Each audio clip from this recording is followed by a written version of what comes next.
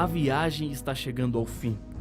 Depois de percorrermos detalhe por detalhe do último livro da Bíblia, podemos dizer que Deus é um Deus fascinante, amoroso, detalhista.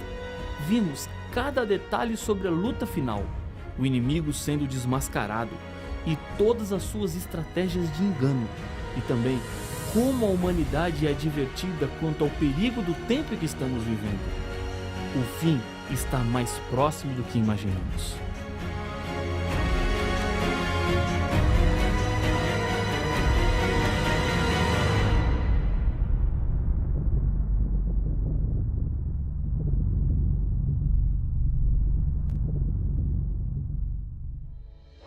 O mundo será destruído, e com ele todos que não aceitarem se entregar a Deus e viver uma vida de acordo com a Bíblia Sagrada.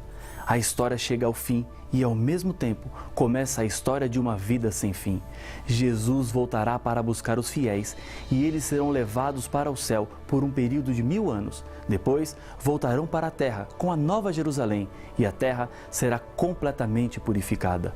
Não existirá mais morte, dor, hospitais, cemitérios, câncer, AIDS, depressão, síndrome do pânico, violência, assassinatos, exploração, pobreza, fome, indiferença, terremotos, enchentes e tantas outras coisas que roubam a alegria dos seres humanos. Não pense que o caminho para chegar lá é muito difícil. O diabo quer que você pense assim e desista. Deus está ao seu lado, pronto para lhe ajudar e dar forças para prosseguir no caminho da salvação. Nas revelações do Apocalipse, Jesus nos mostra claramente a história do seu povo, desde os dias dos apóstolos até o fim, através de 3 profecias diferentes: as 7 igrejas, os 7 selos e as 7 trombetas. A profecia das 7 igrejas nos revela a história da igreja cristã, mostrando as suas falhas e prometendo a recompensa para os vencedores. O grande destaque dessa profecia está na demonstração do grande interesse de Deus pelo seu povo. Os 7 selos profetizam a história social da igreja cristã, apresentando o triste processo de apostasia da igreja. Ela se afastou da mensagem pura da palavra de Deus e contaminou-se com doutrinas inventadas pelos homens. Deus é apresentado como aquele que controla a história e dará fim à dor e ao sofrimento. As 7 trombetas revelam a história política e religiosa que ocorrerá paralelamente à história da igreja cristã. As 4 primeiras trombetas mostram a desintegração do grande império romano ocidental pelas tribos dos povos bárbaros, que prepararam o caminho para Roma papal. Tanto o livro do profeta Daniel como o Apocalipse profetizam que esse poder religioso perseguiria durante 1260 anos os que acreditassem na Bíblia. A 5ª e a 6ª trombetas descrevem as investidas das tribos maometanas sob o comando de vários líderes, lutando contra o cristianismo. Constitui-se assim outro poder que luta contra o povo de Deus. A 7ª trombeta apresenta o tempo do fim, quando o povo fiel de Deus proclamaria o Evangelho eterno e a mensagem dos 3 anjos para todo o mundo. Alguns eventos aconteceriam no mundo durante o tempo da 7ª trombeta. Acompanhe a leitura de Apocalipse capítulo 11, versos 15 a 19, onde estão relacionados esses fatos. O 7º anjo tocou a trombeta, e houve no céu grandes vozes, dizendo: o reino do mundo se tornou de nosso Senhor e do seu Cristo, e ele reinará pelos séculos dos séculos. E os 24 anciãos que se encontram sentados no seu trono, diante de Deus, prostraram-se o seu rosto e adoraram a Deus, dizendo: graça te damos, Senhor, Todo-Poderoso, que és e que eras, porque assumistes o teu grande poder e passaste a reinar. Na verdade, as nações se enfureceram, chegou, porém, a tua ira e o tempo determinado para serem julgados os mortos, para se dar o galardão aos teus servos, os profetas, aos santos, aos que temem o teu nome, tanto aos pequenos como aos grandes, e para destruíres os que destroem a terra. Abriu-se então o santuário de Deus, que se acha no céu, e foi vista a arca da aliança no seu santuário, e sobrevieram relâmpagos, vozes, trovões, terremotos e grande saraivada. Vejamos apenas os eventos separados. A revelação do Apocalipse nos diz: o reino do mundo agora se tornou de Jesus Cristo. No Jardim do Éden, Quando Adão e Eva haviam cometido o pecado e arruinado a perfeição do mundo, perceberam que estavam sem roupas e pela primeira vez sentiram vergonha. Para tentar resolver o problema, fizeram roupas com folhas de figueira. Uma roupa de folha de figueira não é resistente, apenas disfarça, como todas as soluções humanas que podemos arrumar para tentar solucionar o problema do pecado. Neste momento, o reino deste mundo saiu das mãos de Deus e, por escolha dos seres humanos, passou para as mãos do diabo. Lá no Éden, um cordeiro teve que ser morto e com a sua pele uma roupa foi feita. O sangue derramado daquele animal representava o sangue de Jesus, o Cordeiro de Deus, que tinha o poder de tirar o pecado de todo o mundo. E é por isso que o domínio deste mundo volta para Jesus. Ele pagou o resgate e adquiriu o direito de salvar o ser humano da consequência final do pecado, que é a morte. As nações se enfureceram. Jesus profetizou em Mateus 24 que nos últimos dias haveria guerras e rumores de guerras, cada vez mais e com maior intensidade. Constantemente ouvimos de novos conflitos ao redor do mundo. Existem regiões que estão em constante alerta. A qualquer momento, mais uma guerra pode começar. Há muita disputa de poder. Esse é o quadro que a 7ª trombeta nos mostra. Chegou o tempo determinado para julgar os mortos. O julgamento começou em 1844. Quando João descreve o santuário de Deus na 7ª trombeta, ele viu a Arca da Aliança, que ficava no segundo compartimento do santuário, chamado de Santíssimo. Foi aí que Jesus entrou ao se cumprirem os 2.300 dias, anos, de Daniel capítulo 8, verso 14. Quando Jesus sair do lugar santíssimo, terá terminado o juízo investigativo, a mediação de Jesus e o tempo de graça, no qual é possível ainda se salvar. Todos os seres humanos passarão por esse juízo. Dele não tem como escapar. Esse tempo é chegado com a última trombeta. Isso nos deixa claro que estamos vivendo no fim do fim dos tempos. Tempo de destruir os que destroem a terra. Isto acontecerá na volta de Jesus a essa terra, quando ele fará justiça salvando os fiéis e condenando os que não são fiéis. Jesus vem para recompensar a cada um mediante as suas obras. Não existe nenhuma promessa mais confortadora para os seres humanos que enfrentam as dificuldades da vida. Jesus é o único caminho para a salvação. Muitos seres humanos têm dificuldade para entenderem que Jesus é a solução para tudo. O Apocalipse é um livro de decisão. Deus está chamando de um lado, chamando para a salvação através do Cordeiro. Do outro lado está o diabo, tentando reunir o máximo possível de pessoas para enganar e seduzir. Se você analisar seriamente os seres humanos hoje, verá que existem 3 grupos: os seguidores de Jesus, os seguidores do inimigo de Deus e os indecisos. Os indecisos são pessoas que ainda não descobriram a verdade. Elas nunca rejeitaram a Jesus, mas estão caminhando na direção contrária, crendo sinceramente que estão no caminho certo. As revelações do Apocalipse abrem os seus olhos para entender qual o caminho certo a ser trilhado. Depois de estudar as profecias bíblicas, você não pode permanecer neutro. No fim dos tempos, o terceiro grupo, dos indecisos, desaparecerá.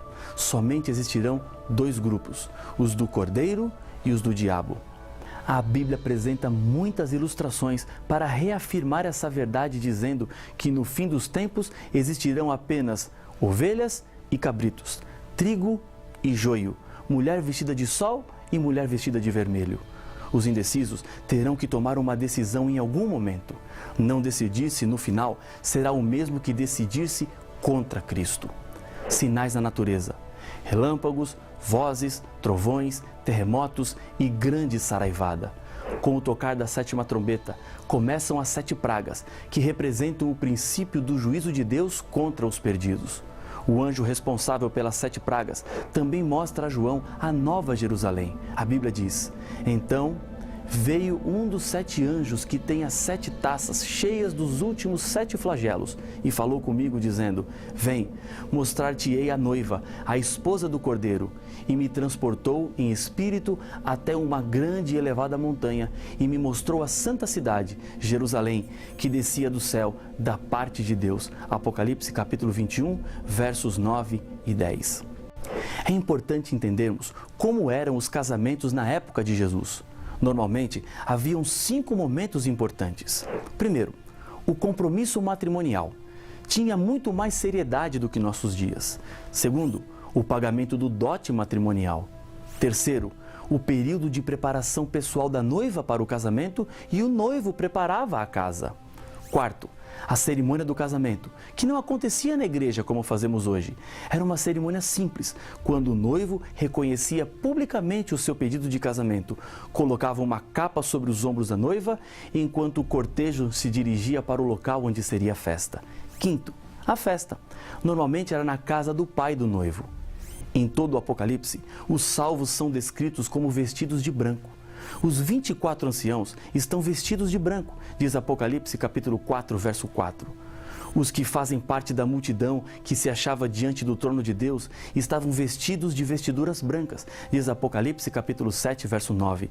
E nas bodas do Cordeiro, a igreja, lhe foi dada vestir de linho finíssimo, resplandecente e puro. Apocalipse 19, verso 8. A Nova Jerusalém, morada dos salvos, é a esposa de Cristo. Os mesmos passos de um casamento nos tempos bíblicos são percebidos na Bíblia. Primeiro, compromisso matrimonial. Jesus demonstrou interesse por sua igreja, assim como nos escolheu nele antes da fundação do mundo, para sermos santos e irrepreensíveis perante ele e em amor. Efésios capítulo 1, verso 4. Antes mesmo do mundo ser criado, Jesus já tinha estabelecido um compromisso de amor com os seres humanos. Não era plano de Deus o pecado, mas ao dizer haja luz, Deus também estava dizendo haja cruz. Deus não permitiria que os seres humanos se perdessem completamente, porque Ele é um Deus que sempre dá uma segunda chance para consertarmos o nosso erro.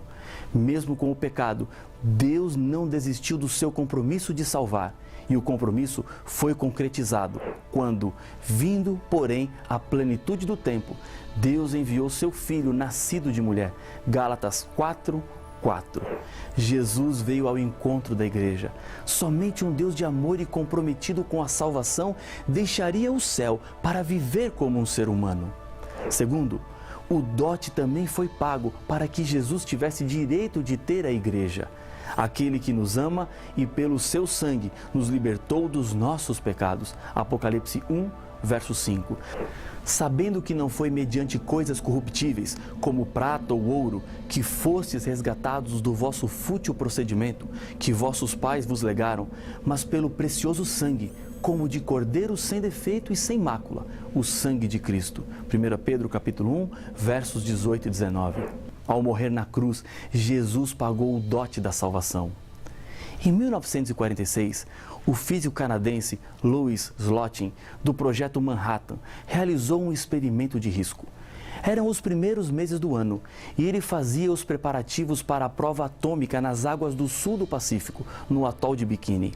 O objetivo da sua experiência era determinar a quantidade de berilo envolvido em um núcleo de plutônio necessário para uma reação em cadeia. Os cientistas chamavam de massa crítica. Para despertar, era necessário ir aproximando as duas esferas de urânio lentamente. Quando a massa se tornava crítica, então, separava-os com uma chave de fenda. No dia 21 de maio, no exato momento em que o material tornou-se crítico, a chave de fenda escorregou da sua mão. Os hemisférios de urânio se aproximaram demais e instantaneamente a sala se encheu de uma nuvem azul. Slotin poderia sair correndo, tentando salvar a própria vida, mas não foi o que fez. Ele separou os dois hemisférios com a própria mão. Com isso, salvou a vida de outras 7 pessoas que estavam com ele naquela sala. Gritando aos seus colegas para que ficassem exatamente onde estavam no momento do acidente, traçou em uma lousa a posição para que os médicos soubessem qual foi o grau de radiação que ficaram expostos. Pouco mais tarde, Hal Graves, um colega que depois dele havia estado mais exposto, contou que estavam esperando um carro que os levaria ao hospital e Slotin disse: "Você se salvará. Eu não tenho possibilidade nenhuma de vida." Ele estava certo.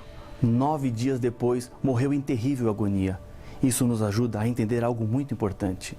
Há 2000 anos, Jesus Cristo veio no meio da radiação mortal do pecado e com sua vida concedeu liberdade e salvação para todos os seres humanos. Os que zombavam de Jesus enquanto estava na cruz diziam: salvou os outros, a si mesmo não pode salvar-se? Mateus capítulo 27, verso 42. Palavras acertadas, porque se Jesus se salvasse ali na cruz, todos os seres humanos estariam perdidos. Ele poderia se salvar, mas escolheu morrer. O dote estava pago. Terceiro, período de preparação pessoal da noiva enquanto o noivo preparava a casa. Isso é exatamente o que está acontecendo neste momento. Jesus disse que no céu estaria preparando-nos lugar. João, capítulo 14, o verso 2. Em certo sentido, a nossa situação parece-se com a de um bebê que acabou de sujar as suas fraldas. A sua situação o incomoda, está sujo, sente a sujeira, mas não consegue fazer nada para resolver o seu problema. Chora pedindo ajuda até que os pais chegam para lavar e trocar. Estamos sujos pelo pecado. Necessitamos de ajuda, pois não conseguimos nos limpar. É nesse ponto que reconhecemos a nossa fraqueza e impotência. Assim, aceitamos a Jesus como nosso Senhor e Salvador, como aquele que pode nos limpar. Suponhamos que um amigo roube o seu carro, mas depois ele se arrepende, vai até a sua casa, devolve o carro e lhe pede perdão. Você perdoa, mas como será a partir daí a sua amizade com essa pessoa? Ficará para sempre a lembrança. Quando Jesus Cristo vem e limpa uma pessoa, por mais longe que ela tenha ido, Deus perdoa os pecados e não se lembrará mais dele. Venha ou volte agora para perto de Jesus. Estamos no tempo de preparo para a salvação. Depois de tudo preparado e pronto, juízo encerrado, vem o momento esperado. Alegremo-nos, exultemos e demos-lhe a glória, porque são chegadas as bodas do Cordeiro, cuja esposa a si mesma já se ataviou. Apocalipse capítulo 19, verso 7. O verso 9 fala de pessoas bem-aventuradas, ou seja, felizes. Bem-aventurados aqueles que são chamados à ceia, às bodas do Cordeiro. Apocalipse 19, 9. Agora só depende de você. Procure a Igreja Adventista do Sétimo Dia mais próxima da sua casa. Decida hoje fazer parte do povo de Deus aqui na terra. As verdades são claras e já não há mais tempo. Chega de sofrer. Pare de enganar-se a si mesmo. Venha para a maravilhosa luz. Deus está contigo e nesse momento está lhe convidando para fazer parte do grupo dos salvos. Deus não chama com hora marcada. Não me diga que o seu momento ainda não chegou, porque amanhã pode ser tarde. Ele está lhe chamando agora. E para confirmar a sua decisão e a aceitação, eu quero lhe convidar a orar comigo. Senhor Pai nosso, obrigado pelas verdades do Apocalipse, pelas decisões tomadas, pela salvação estendida e pela graça outorgada. Toma conta da nossa vida. Aceita a decisão tomada nesse momento, em nome de Jesus. Amém.